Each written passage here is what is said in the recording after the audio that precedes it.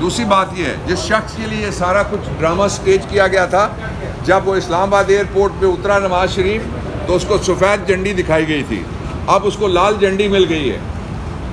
وہ کوئی وزیر اعظم وغیرہ نہیں بن رہا، نہ وہ ملک سنبھال سکتا ہے، وہ اپنے کاروبار کے علاوہ کچھ بھی نہیں سنبھال سکتا، وہ اپنے خاندان کے علاوہ کسی کو بھی نہیں سنبھال سکتا، اور اپنے مفادات کے علاوہ وہ کسی کے ساتھ بھی مخلص نہیں ہے۔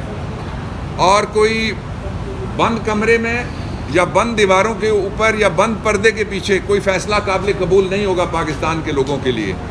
پاکستان کے لوگوں کو موقع دیا جائے، 5 سال میں ایک دفعہ موقع ملتا ہے، اور کوئی سرکاری ملازم بیوروکریسی یا جو 5 گورنمنٹ سٹوجز بیٹھی ہوئی ہیں، یہ بیٹھ کے یہ کہیں کہ اس کو ووٹ ڈالو، اس کو نہ ووٹ ڈالو، اس طرح سے ووٹ ڈالو، اس طرح سے الیکشن لڑو۔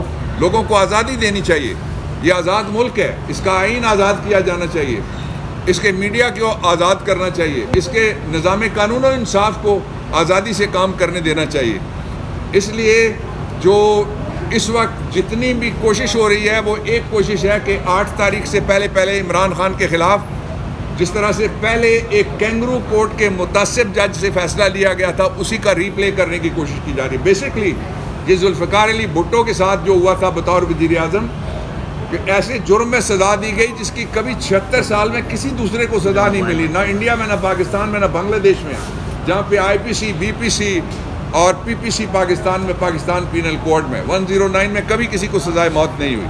تو اس لیے ابھی تک بھی نظام انصاف کے چہرے پہ وہ داغ ہے، یہ بڑا داغ اور نیا داغ لگنے والا ہے، اور اس وقت اتنا شعور پبلک کا نہیں تھا اس حوالے سے کہ ٹرائل کیا ہوتا ہے۔ اب آپ لوگ جو ہیں، آپ نے سب دکھا دیا کہ ٹرائل کیا ہوتا ہے۔ اس لیے یہ جو کینگرو ٹرائل ہے، اس کو بند کیا جائے اور براہ راست دکھایا جائے عمران خان کا ٹرائل، اس لیے کہ جو شہادتیں وہاں لکھی جا رہی ہیں وہ ساری رپورٹ ہو رہی ہیں، سارا سوشل میڈیا بھرا ہوا ہے کہ فلاں گواہ نے یہ کہہ دیا، اور اس میں کون سا ایٹم بم کا فارمولہ ہے جو بیان ہو جائے گا تو لوگ گھروں میں آلو گوشت پکانے کی بجائے اور چنے پکانے کی بجائے ایٹم بم گھر میں بنانا شروع کر دیں گے۔ ایک مذاق ہو رہا ہے، ایک بہت سیریس مذاق ہو رہا ہے، سنجیدہ مذاق ہو رہا ہے، ظالمانہ مذاق ہو رہا ہے، بےرحمانہ مذاق ہو رہا ہے جو ٹرائل ہے عمران خان کا۔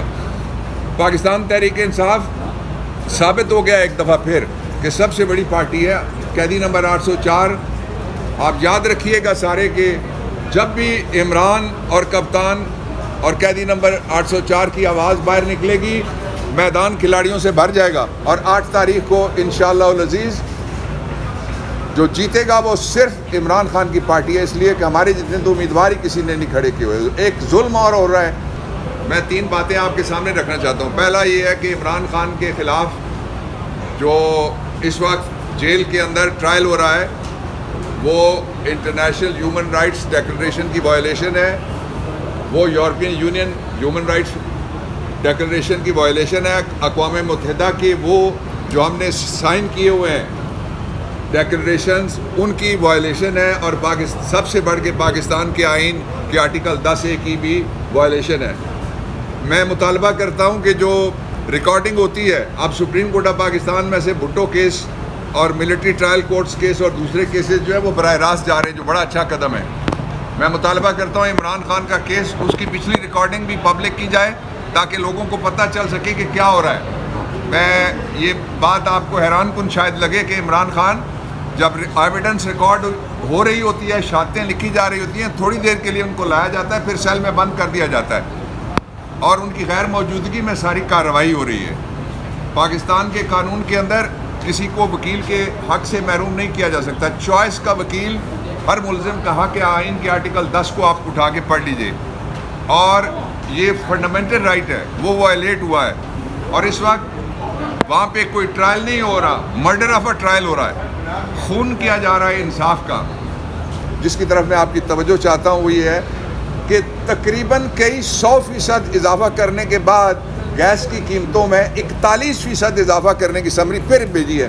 آپ کو کیا اختیار ہے، میں آپ سے پوچھتا ہوں، یہ جو بیٹھے ہوئے ہیں عارضی حکمران، کہ آپ لوگوں کے گلے کاٹیں اور لوگوں کے چولہوں کے اوپر لات ماریں آپ، اور لوگوں کو خودکشیوں پہ مجبور کریں، ماں اور والدین کو مجبور کریں کہ وہ بچوں کو مار کے خودکشیاں کریں۔ گیس کا بل کس طرح سے کوئی 41% قبول کر سکتا ہے؟ اس لیے اس کو روکنا چاہیے، اور روکنے کا ایک ہی طریقہ ہے، وہ ہے آزادانہ انتخابات کے ذریعے سے نئی قیادت سامنے آئے۔ یہ جو سڑا گلا بوسیدہ نظام ہے جس کے نیچے دھاندلی ہوتی ہے ہمیشہ، یہ نظام چلانے کی کوشش کی گئی تو پاکستان اس کو اب برداشت نہیں کر سکتا۔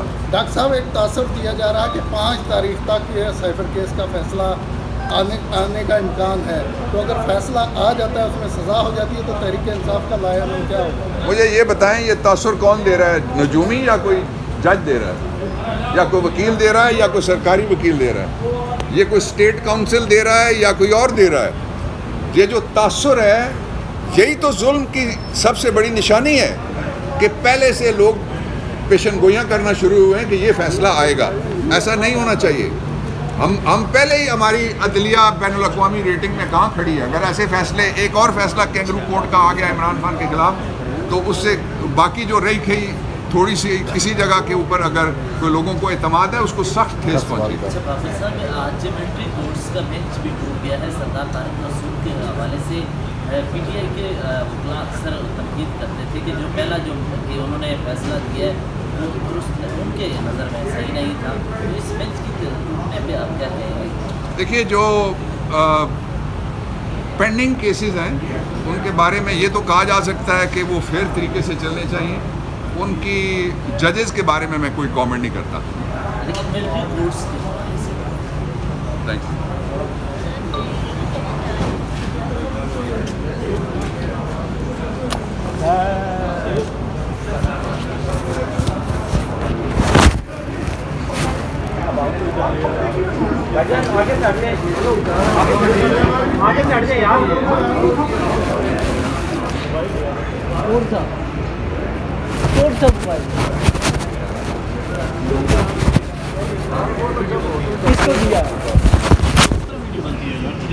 ظاہر ہوتا ہے کہ ہماری جو عدالتیں ہیں وہ اظہار رائے کی آزادی اور فریڈم آف ایکسپریشن دونوں اس سے سینسٹائزڈ ہیں۔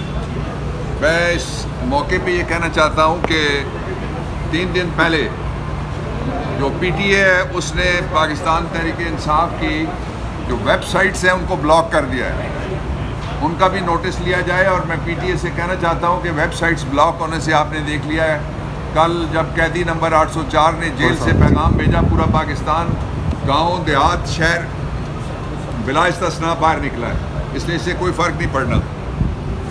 لیکن جو اقدامات باقی ایف آئی اے یا پی ٹی اے یا پیمرا یا کوئی اور ادارہ ہے، اس کو ایسے کرنے چاہیے کہ لوگوں کی آزادی اظہار متاثر نہ ہو، اور جو صحافی ہیں وہ آزادی اظہار کا ایک بڑا ذریعہ ہے۔ اس لیے مجھے خوشی ہوئی ہے اس فیصلے پہ ذاتی طور پہ۔